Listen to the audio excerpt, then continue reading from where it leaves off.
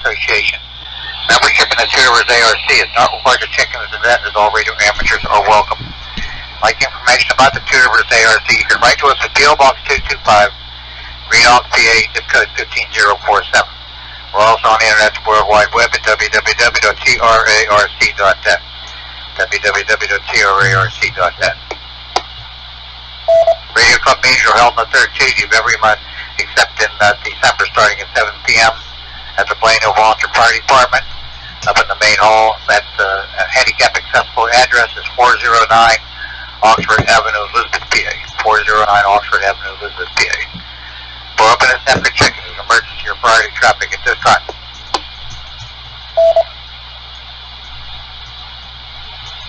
Unheard, okay.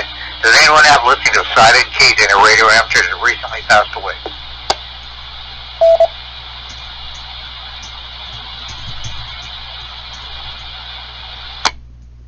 I haven't either. Okay, I'll be taking the check-ins here in a moment. When you check into this net, give your call sign slowly and phonetically. Spell out your call sign. Let me know if you have any announcements or comments for this event. Okay, at this time, I'm looking for you officers of the Two Rivers ARC wishing to check into the Two Rivers net. Copy of 3OC. 3OC, please recognize Kilo Bravo 3 Sugar Tango, Bob and Elizabeth Township. Evening, Chuck. Evening to the net. No traffic.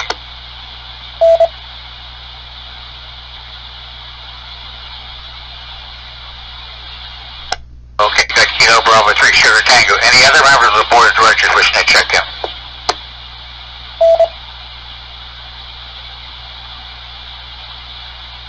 None heard, okay. Alright.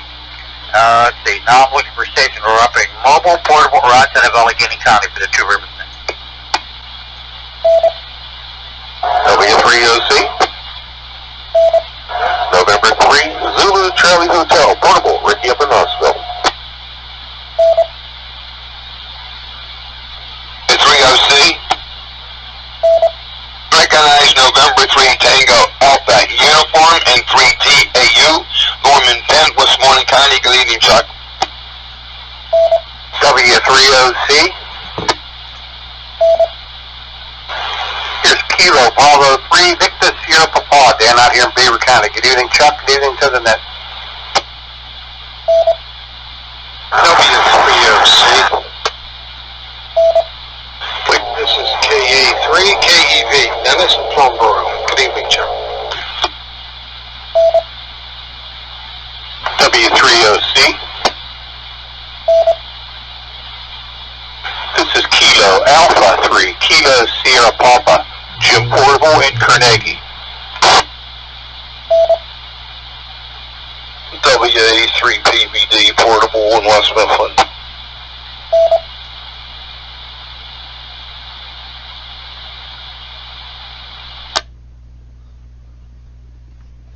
November 3 Zulu Charlie Hotel Portable, November 3 Tango Alpha Uniform, Kilo Bravo 3 Victor Sierra Papa, Kilo Alpha 3 Kilo Echo Victor, Kilo Alpha 3 Kilo Sierra Papa Portable, and Whiskey America 3 Papa Bravo Delta Portable. Anybody else know?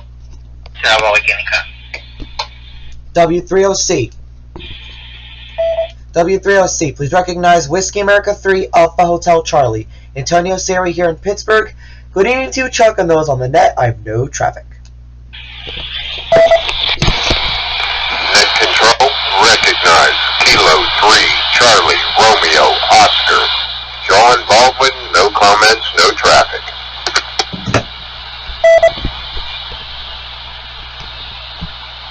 W3OC, please recognize Kilo Oscar 4, Romeo Whiskey Delta, Dan, out in Westmoreland County.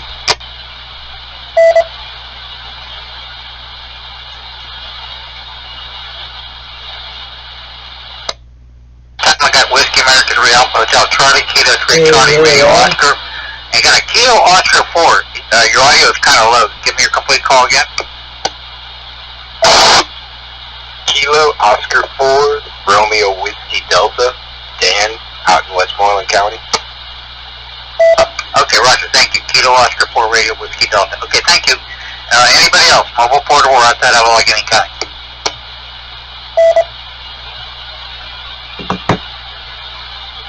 Okay, alright.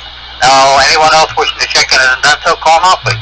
W3OC, portable, good evening. W3OC, this is November 3, Papa Serial Farm.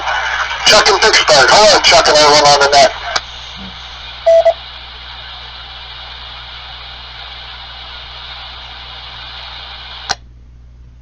Got Kilo 3 Delta Papa Portal and November 3 Papa Sierra uniform. Anybody else?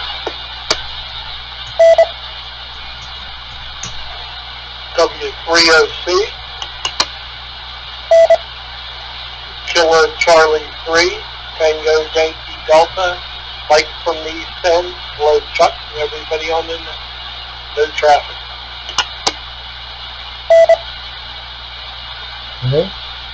Yeah. Okay, got Kilo Charlie 3 Tango Delta Delta. Okay, anybody else? W3OC, this is November 3, Tango Alpha Yankee, Jeff in North Versailles. Good evening to you, Chuck, and everybody on the net this evening. No comments.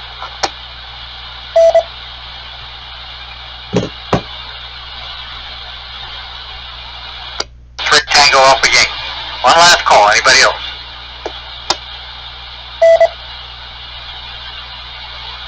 Okay, alright, we'll stop at that point. Thank you all for taking the time to check in this evening. Excuse me. I'm still trying to get over this blasted, I don't know, whatever you call bronchitis and crap. Alright, let's see, Two Rivers activities. The Two Rivers operates, let's see, what do we have here? We have a Hampton X breakfast that's held on the second Saturday of every month. It starts at 9 o'clock in the morning at the Rock Run Inn. That's located at Butler's Golf Course in Elizabeth, PA. So you want to get a chance to come out and meet the gang, that's a good place to do that. Let's see, our next meeting is not till November. Let's see.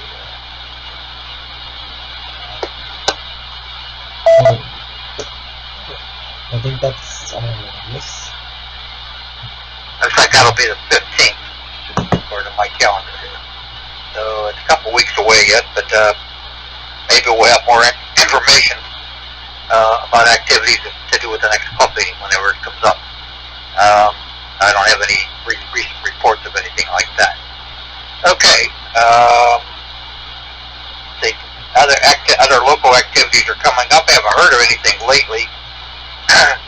The next Hamfest in the area that I have here is this advanced flyer from the Wires Association of South Hills for the Watch Fest 2023. And that's scheduled for Sunday, February the 26th. That's at the Home Economics Building in South Park. That's quite a ways off. That'll be probably more information on that coming up in the future. I haven't heard of any other local Hamfest coming up. I understand that the Wyckoff Hamfest is not being held this year. And I have not heard anything out of the North Hills ARC raffle yet. That should be coming up here pretty soon, I would think. Let's see. Looking on the calendar of things that are coming up, this weekend, the 29th and 30th, is the CQ Worldwide DX contest, single sideband mode. It starts at 0000 Zulu, our UTC time. That's Friday night about, I think it's 7 o'clock, 8 o'clock, I think. Yeah. And it runs till Sunday at 23:59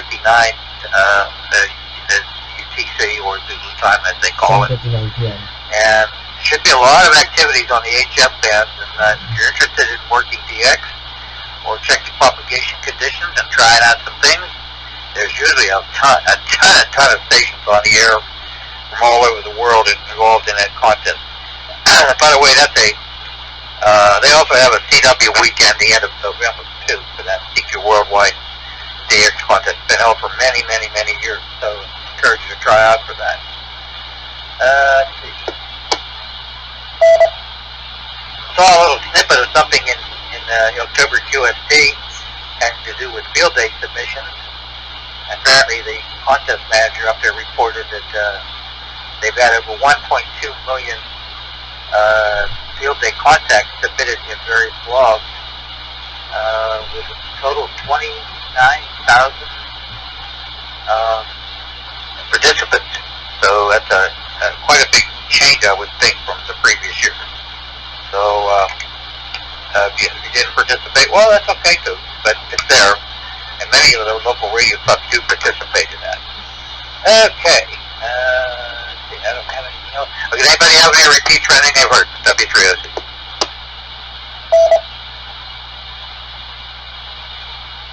Okay. Well, let's play. Let's see what Newsline's got tonight. I got it loaded on the computer here. Hopefully it'll play. I had a computer issue this afternoon. I hope it's going to play okay. This is Whiskey 3 Oscar Charlie playing, transmitting AOR Newsline. Alright, I think that's right. I'm out of here.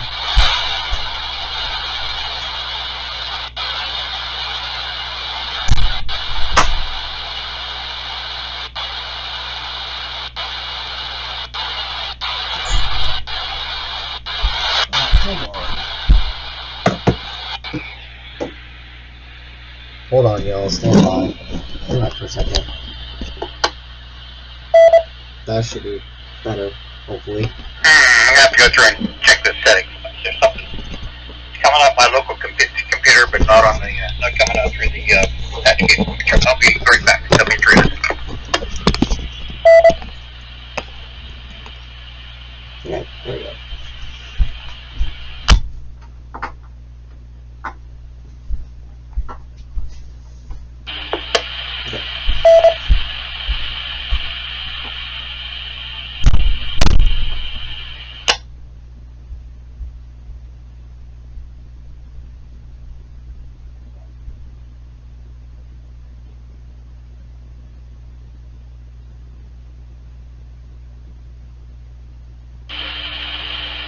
Technology Center gets a major financial boost.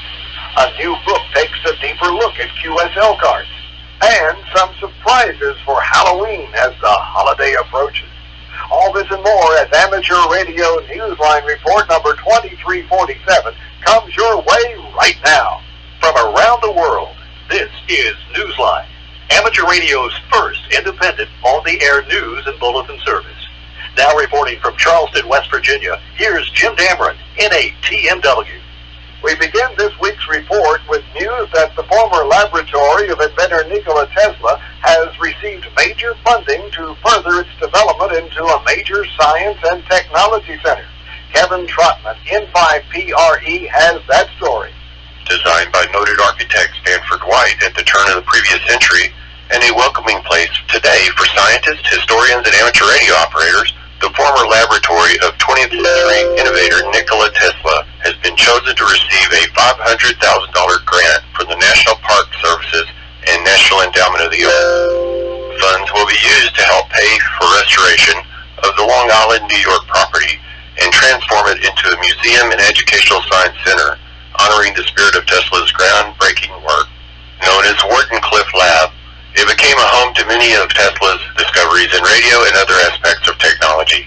He had created the Long Island Lab as a kind of radio city with the goal of transmitting electricity and information wirelessly. The site was especially well known for a transmitter tower that was 187 feet above ground and reached 120 feet below ground level. That tower is long since gone. This is Tesla's only surviving laboratory, and it is a landmark, having been added to the U.S. National Historic Register in 2018. Amateur Radio has an active interest in the property as well, and the site recently hosted the 75th anniversary celebration and special event station of the Suffolk County Radio Club. I'm Kevin Trotman, N5PRE. If you enjoy sending and receiving QSL cards, you're not alone. This next story from Jack Parker, W8ISH, celebrates the art of those still popular cards. The legacy of Charles Hellman, W2RP, continues. At the time Charlie became a silent key in 2017, the 106-year-old New York amateur was considered the oldest amateur in the U.S. and likely the longest licensed. Active almost right up to the year he died, Charlie amassed a collection of QSL cards that, so many years later, is now carrying a different message to the world, one about graphic design and communication between people. 150 cards in Charlie's collection, which were later purchased by a designer visiting a local antique shop, are now the subject of a soon-to-be-published book on topography and graphics. Its title, QSL, Do You Confirm Receipt of My Transmission? The collection's owner, Roger Bova, made the cards available to Standards Manual, an independent publisher in Brooklyn, New York, that specializes in books about design history. The book features the simple, bold design of the card from RB0HZ, confirming a 1986 contact on 20 meters sideband. In contrast, there is a whimsical, cartoonish card from DM3EJ for a 1979 single sideband contact on 10 meters. Many of the pages are full and rich and colorful. The publisher's co-founder, Jesse Reed, told PrintMag.com in a recent interview that the cards are as much a study in design as in communication in the age before the Internet took hold. They are presented in the book in chronological order. No doubt Charlie, a retired New York City educator, might be pleased to know he is still providing a means for people everywhere to expand their knowledge. For Amateur Radio Newsline, I'm Jack Parker, W8ISH. Of course, some amateurs' collections extend beyond QSL cards. Jeremy Boot, G4NJH, tells us about one ham in England who just added to a different kind of collection. Some amateurs are proud of their collection of QSL cards. Carl Kruger, 2E0FEH, takes special pride in his collection of trophies. The latest conferred upon him is the inscription of his name on the Founder's Bowl from Worktall Britain for 2021. The award not only recognises him as a high-scoring chaser for a half-decade, but acknowledges the articles he's written for the Worktall Britain magazine and his support and advice given to operators. Chasers face the seemingly daunting task of hunting all kinds of locator squares throughout Britain, starting with the 100-kilometre big squares and then 10-kilometre smaller squares within them. Carl's efforts include helping chasers locate and work portable stations that operate from squares where there are no resident hams.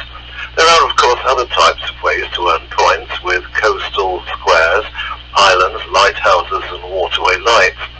Carl has been involved in these big and small chasers for quite some time. He told Newsline, quote, "The best bit after a period of time is when you start collecting trophies. I've quite a collection now in my cabinet. It's taken a few years to do and a lot of airtime, but trust me, it's worth it," end quote.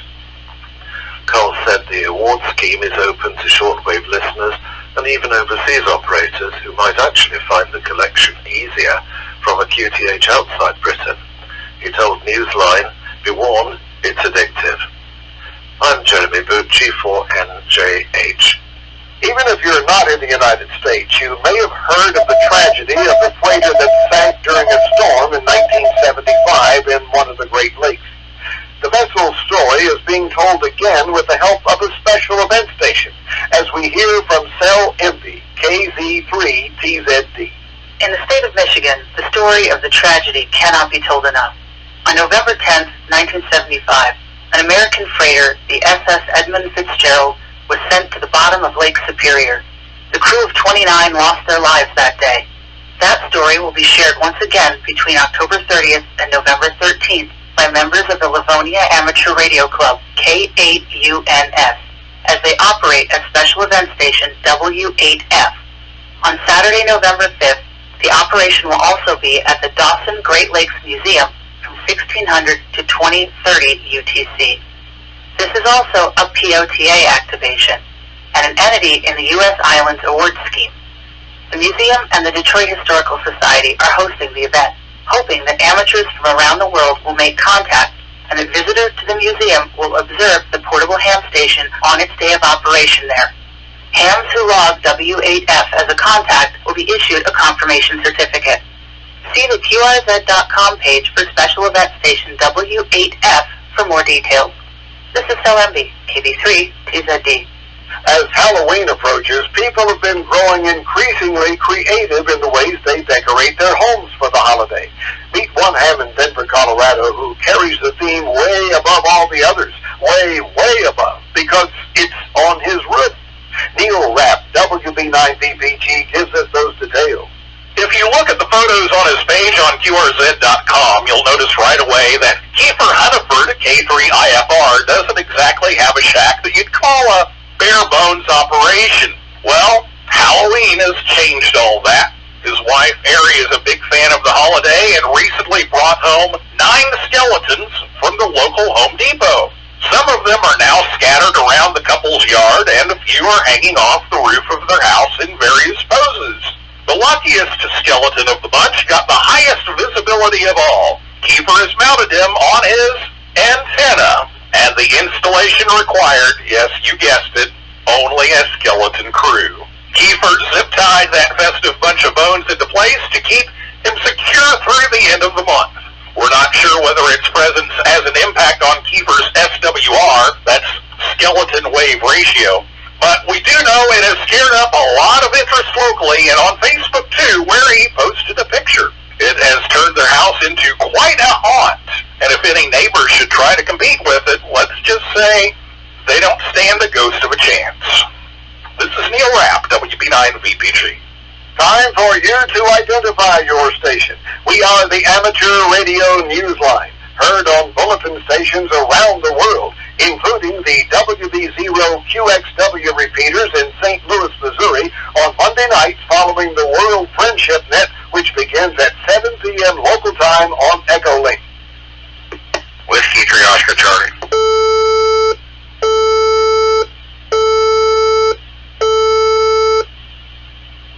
Here at Newsline, we always celebrate the licensing of new hams, especially among the younger generation.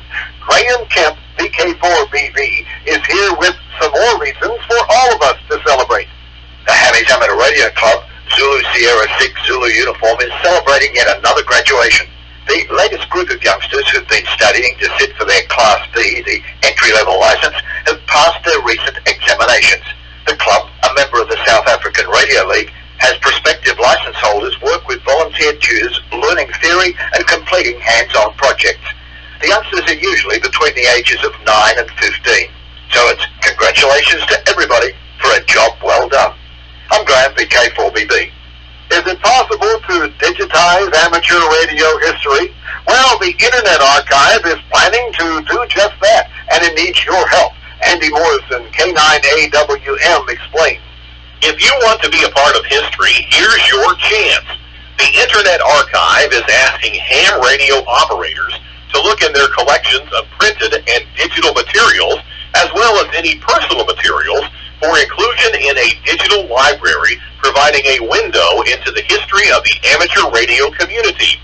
The library is especially interested in collecting material that documents contributions by any groups who historically may have been marginalized in the ham community, such as women and people of color.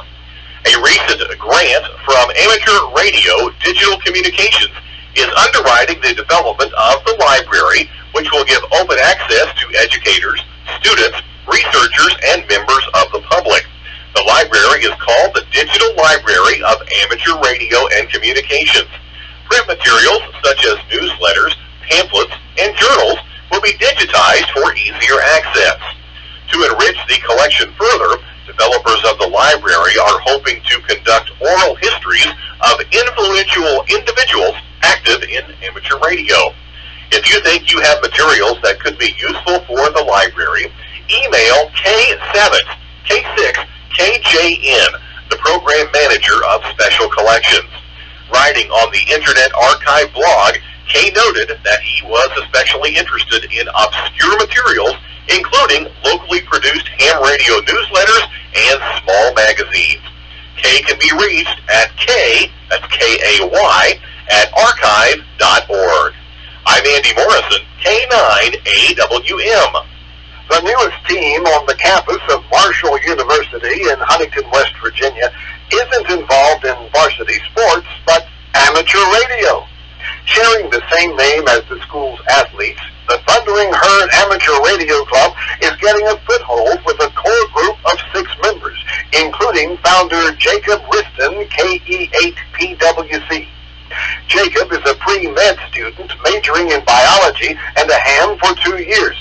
He told Newsline that one of the most immediate things on the club's agenda is to help unlicensed members study for the FCC exam and to grow the size of the club.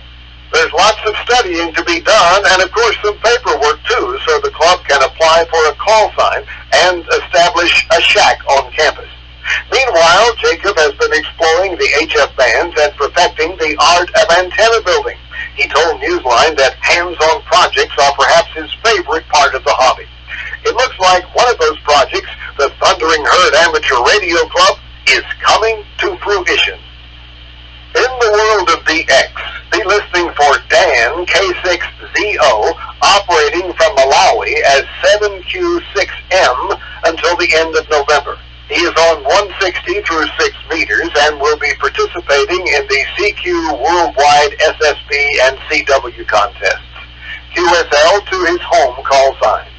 The Qatar Amateur Radio Society is activating a number of special event stations until the 18th of December, marking the FIFA World Cup in Qatar, where 32 teams will compete across 64 matches. Amateur radio stations will be using all modes on all HF bands and the QO100 satellite.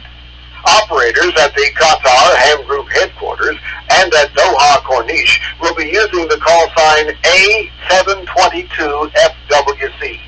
8 other stations will also be operating as World Cup stadium stations.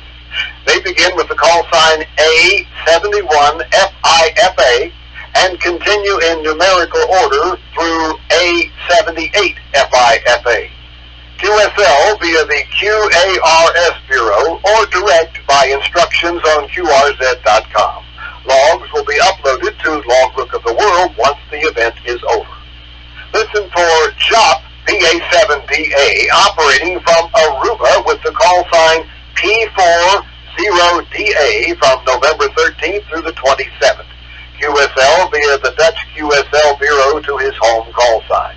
For direct QSL information, see his QRZ.com page.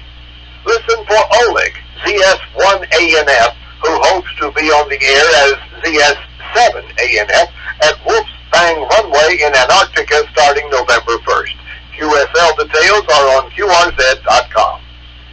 Finally, many of us know the unexpected problems and the perks of operating portable. What if you are a ham who also works in commercial radio and dreams up a different kind of portable operation for Halloween? One from a spooky old house. Ralph Squillaci, KK6ITB, ends our newscast with a story about this thriller. Ken Allen, WU6I, is haunted by radio wherever he goes. If he's not on the air as an amateur extra class operator, he's recording voiceovers and involved in other commercial projects. During this Halloween season, however, the spirits moved him to cross over into the great beyond, that ethereal space somewhere between the F layer of the ionosphere and the rest of eternity, the ancient realm known as radio drama. His 40-minute radio play, Sparks and Baxter Spend the Night in Murder Mansion, takes portable to a whole new level of activation. The plot? A popular radio morning team sets up a remote broadcast on Halloween Eve and experiences the kind of radio interference the FCC can't help them with. There's even a seance, the equivalent of calling QRZ of the spirit's frequency. With mostly original sound effects and ghoulish music, the drama presents a chance for Ken and another amateur radio friend to be hams of a different sort. You can conjure it all up on the Ken Allen Voices YouTube channel, but not until Halloween Eve at midnight Pacific time. It promises to be a scream. This is Ralph Boris Squillaci, KK6ITB, or Call Me Baxter. With thanks to the ARRL, CQ Magazine, David BR, K7DB, DXWorld.net, Facebook,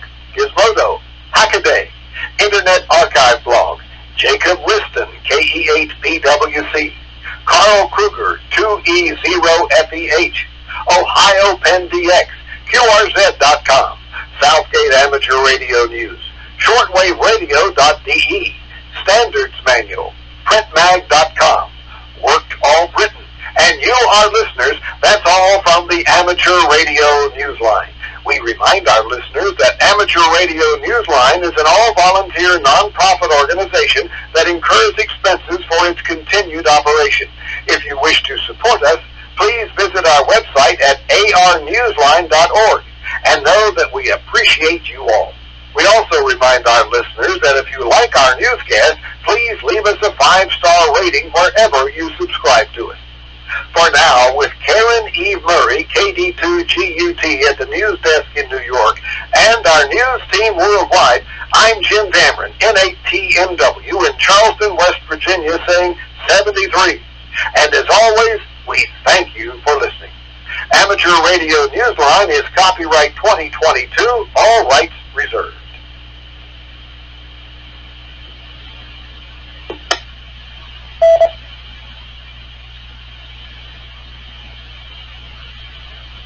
Good evening, 8:31 p.m. Hey, it's W3OC Net Control for the Two Rivers Net. That concludes this week's Newsline transmission. Let's see, I don't have any more nonsense or anything, so at this time, we'll take some late check-ins and what else like to check in. So please call them.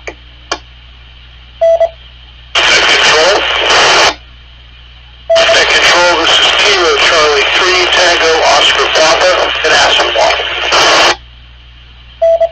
Net Control. Bravo 3, November, Foxtrot, Quebec. David in Penn Hills. Good evening to the net. No comments, no traffic. Net Control. Please stop Kilo Charlie 3, November Yankee Delta, Mike, Pleasant Hill. Affordable, no comments.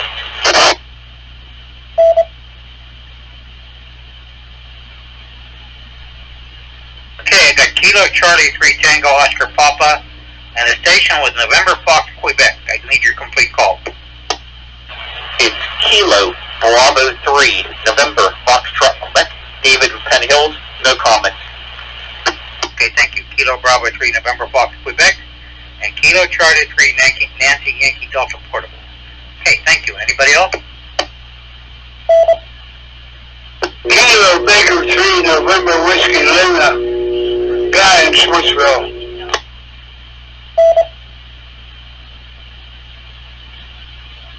Okay, Kilo Bravo 3 November Whiskey Lima. Anybody else?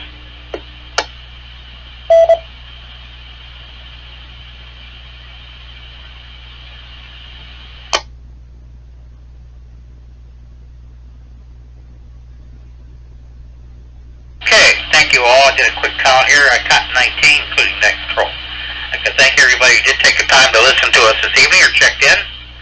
And I hope everybody has a good week. I hope some of you can get a chance to work the CQ Worldwide DX contest this coming week. It starts Friday night around, let's see, so 8, 9, 10, might be around 7 o'clock local time. It starts at 0000 UTC, which is at this time is let's see, 4 hours faster than us. Okay, with that, we're going to turn repeater back to General Amateur. Thank you all for taking the time to check in. Everybody have a good week. This is W3OC, also known as W3ON, or closing the 2%.